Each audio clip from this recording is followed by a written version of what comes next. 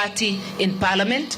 We therefore deserve to have the majority leader and the majority whip, and all things that go with the majority. You shall not be able to stake your claim without discussing, caucusing together, and going forward strong. I would like to adopt Bensouda's words. You must start strong in order to deliver. So this is very important. And yes, when you work in parliament, in committees, it's collegial. Even though you belong to different sides, to government, to majority party, that's what we are calling ourselves, you need to work together as a team. So yes, you will collaborate, but you must collaborate from a position of strength. If you are scattered, then you'll be made mincemeat of. Things that you'd otherwise be able to share from a position of strength will be taken, and you'll be given cramps instead of being at the table as the owners of the process or co-owners.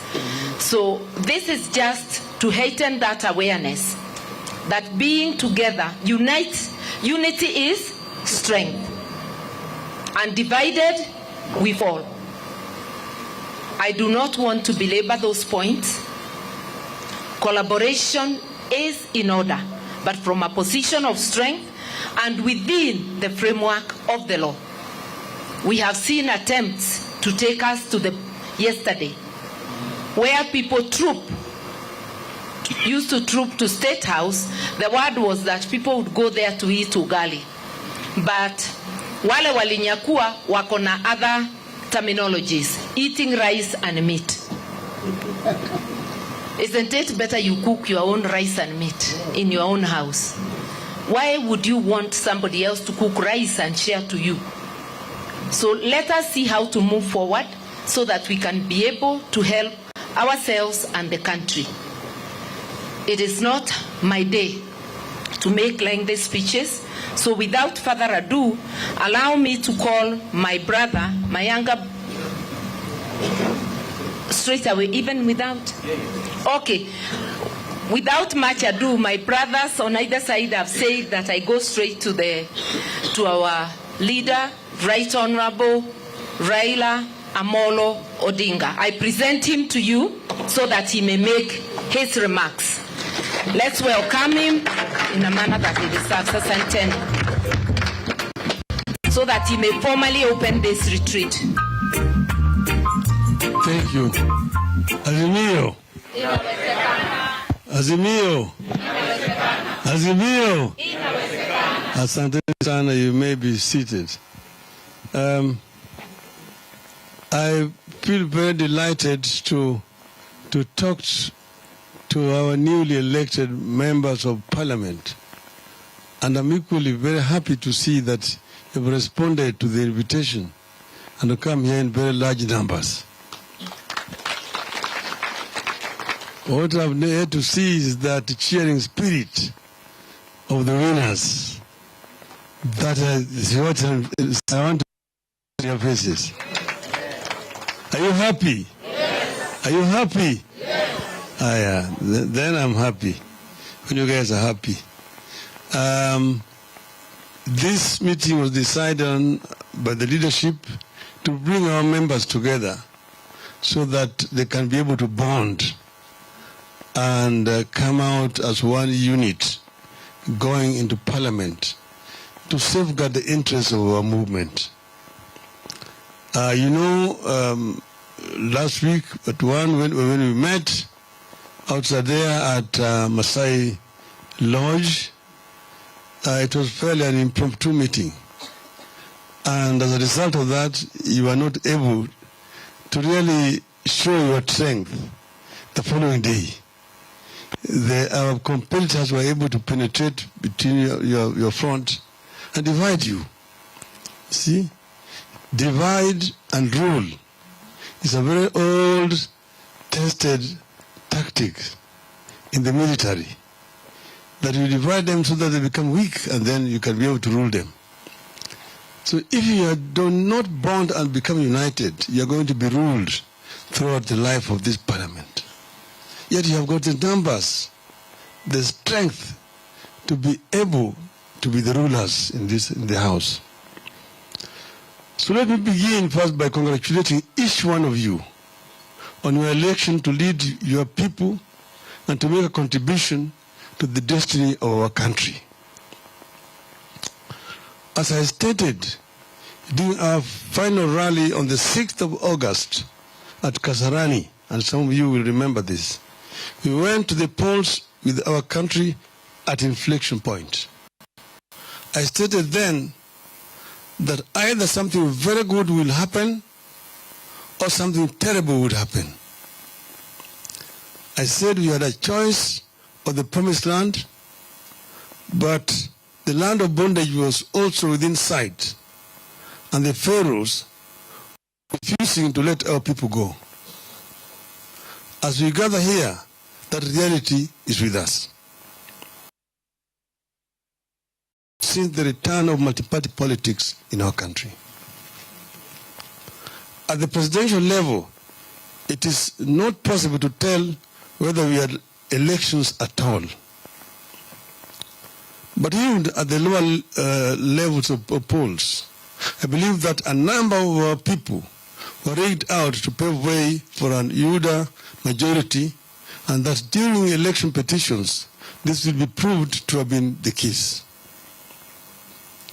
But I mentioned petitions with some trepidation.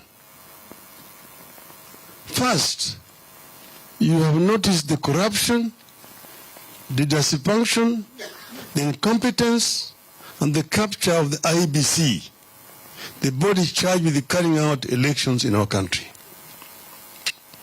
Secondly, you have noticed the attitude, the thuggery, the corruption, and the cynicism of the Supreme Court judges.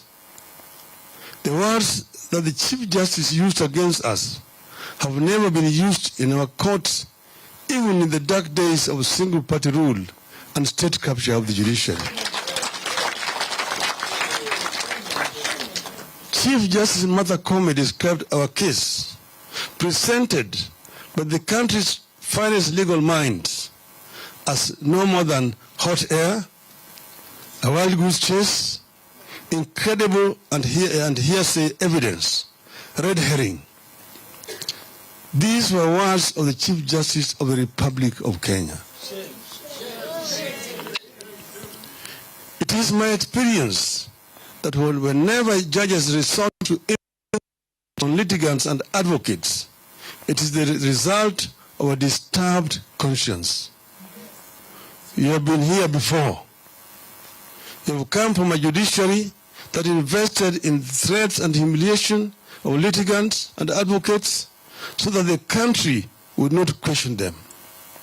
That is the Supreme Court we witnessed in the presidential election case. We also have come from a judiciary that invested in intimidation. Today, the Supreme Court is threatening those talking against the judgment in the presidential petition.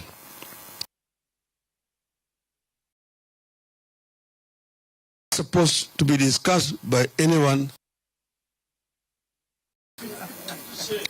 The court registrar has already issued threats on those who have criticized the despicable judgment of the court. In fact, Justice Isaac Lenaola is publicly accused of threatening one of the petitioners, Senator Okia Mtata, with the ruination over his stand on the court judgment. And he told Mtata that he is not an Emormor, which is the king of the Teso. And the Chief Justice has gone out to a funeral in her village and defended the judgment even before she gives out the detailed ruling. Supreme Court is now in politics. And she said that the ruling was inspired by God. I believe it was inspired by the devil.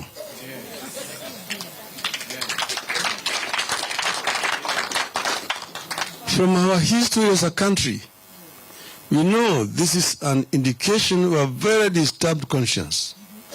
It is the evidence of a court that sold its soul. The actions of the Chief Justice are clearly sycophantic. She has demeaned the dignity of the office of Chief Justice. In less than a year, she has destroyed what her predecessors achieved in 10 years. As if this is not bad enough, there's clearly a push by the executive to own the judiciary through illegal actions that amount to bribery. That is the reason for the rush to appoint 6 judges and to allocate money to the judiciary. That is the reason for the rush by the executive to allocate specific amount of money to the judiciary. Financial allocation to institutions and state agencies is done by Parliament based on a scrutiny of budget proposals presented by the institutions. In this case, the executive has given itself that role. It is a plain attempt to capture the judiciary through bribery. How else do you say, I'm going to give the judiciary every 3 years, I'm going to increase your budget by 3 billion shillings. How do you know how much judiciary requires this year, next year, 10 years from now? Not that we oppose the judiciary being given funds, but it should be done through legally channeled institutions and at the request of the judiciary. As I stated throughout the campaign, we believe in the rule of law and democracy. We believe in the autonomy and independence of the judiciary and separation of powers between the 3 arms of government: the judiciary, the executive, and the legislature. The presidential election petition should have been a victory for the rule of law and democracy in Kenya and across Africa. Our expectation has been that every Supreme Court petition and each Supreme Court decision strengthen the rule of law and deepens democracy in our country. Today, I have fears about where Commerce ruling leaves our election and democracy now and in the future. And I'm told they're saying that,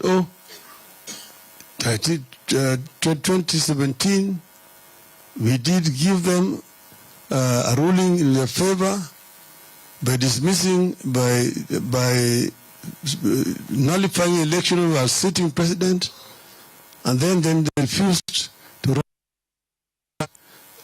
election which had been ordered by the judiciary. We did not refuse. We demanded of the IBC to rectify those mistakes which had led to the nullification of the elections. And they refused to do so. So us participating in the subsequent election would have meant doing the same thing, the same way, expecting different results. That is the reason why we refused to participate. And it was after a lot of soul searching, and the country knows the details. But this is how it starts. We know how it will end and what the cost of it will be. In the 1960s and 70s, it started as a war against specific individuals and communities. By the time it was full bloom, no Kenyan was safe from the state terror. It has started again. You have 3 urgent tasks that we must not fail in, and on which we must embark on immediately. 1, save the judiciary, which is offering itself for state capture.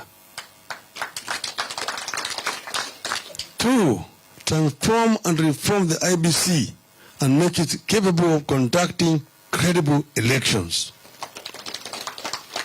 3, to stop the legislature from offering itself for state capture and have it play its oversight role over the government. Parliament must say no to attempts by a rogue executive to intimidate and profile civil servants and security agencies. Parliament must stand up and preserve our multi-party politics. like statements by Deputy President that the DCI has no business going to offices, DCI should wait. The DCI is not going to offices. Agencies that go to offices is EACC, not the DCI. But DCI's role is to carry out investigations of crimes and then hand over this to prosecutorial agencies and then thereafter to the judiciary. That is how the criminal justice system works. I know it from experience. I'm not a lawyer. When the law does, thuggery does. In a government awash with thugs, you must not sit back and watch as political control is being extorted over the judiciary, the prosecution, the civil service, and the police and election management body. This is how dictatorship is born, and we have to respond to what is shaping up with a sense of urgency and alarm. So, ladies and gentlemen, what am I saying? I'm saying that we have a responsibility as Azimio la Umoja One Kenya coalition to take charge, because you're the majority party in parliament, and therefore you're not going there as minority, and make use of your majority in parliament to keep this government in that check. And if you do that, you actually are going to be playing the role which the people had elected you to do. What is happening is that you're not government, or you're not out of government, you're not in government. In our current constitutional dispensation, the government has got 3 arms. There's the executive, there's the judiciary, and there's the legislature. So you're part of government. Each one of those 3 arms has got a role to play. Parliament, as an institution, meaning both majority and minority, have a role to oversight the executive. And you're not going to be disadvantaged any more than the others, those who are supposed to be in the ruling party or in the party that controls the executive. You want the same salary, you're getting the same allowances. There's nothing more that the members of parliament from Kenya Kwisha are going to be getting away from what our MPs are going to get. So what do you want to prostitute yourself to go and say, I want to be in government? Which government? The legislature has got, it's part of a government. It's another arm of government. And therefore you have a role to play as a legislature. Therefore don't somebody come to tell you, come to government. Which government? Do you want to become a minister in government? Is it going to make you a cabinet minister? That's when you become part of the executive, not part of the government, because the government includes also the legislature. So our members should walk tall and proud that you're a member of parliament. And you have a role to play. Because our people otherwise are going to be fleeced. And the eating is going to start almost immediately. It's going to start almost immediately. So you've got a role to play. And if you play that role, our people are going to respect you people. This is what we want to say. So now when you're here, we want you to leave this place as a united force. We come in as a coalition of parties which are coming together, but we want you people to bond. Because in parliament, you are going to be members of Azimio One Kenya coalition. And then, don't be greedy over positions, because that's where it starts. People now begin to suspect each other. Oh, I wanted this and that. It can only go to one person at a time. If you don't have it today, you'll have it tomorrow. But be part of the team. I know that members want to be members of this committee, chairman of this committee, majority leader or minority leader, want to be a whip, and want to be this and that. If you don't get it, that is not the end of the world. And let us treat each other with a lot of respect. Don't begin, oh, we are the bigger member of this coalition and so on. Why? Being bigger member of a coalition means that you must make concessions to the others. They always say, if you go and ask the German members of parliament, that in a coalition there in Germany, the smaller parties get more than their fair share, so that the coalition can stick together. That is, it's all over the world. So don't abuse your majority and say we must get this because we are the majority party. Because if that happens, then you're not on your own. So let us agree that we want to bond together and become one in Parliament. If you do that, then this coalition will survive, and it will be able to perform its role, and it will also be able to protect those who are not with you in Parliament. Not with you in Parliament. So you are foot soldiers in Parliament. You've given me weapons to go and fight on our behalf. If you begin fighting among yourselves, the enemy will overrun you. So you need to foster unity among yourselves and leave this place united until you go out there. If you don't get this, be happy that somebody else has gotten it. And if they do not do it properly, we'll come and again we'll change. We'll change again. This is what I want you people to agree to do. And if you do that, we will be proud of you people. So I therefore want to thank you for attending this meeting today and urge you once again to remain steadfast. Be frank and talk to each other freely as you bond and become one unit of Azimio la Umoja. Thank you. Thank you very much, ladies and gentlemen. Azimio. Azimio. Azimio. Azimio. Asanteni sana. Inawezekana.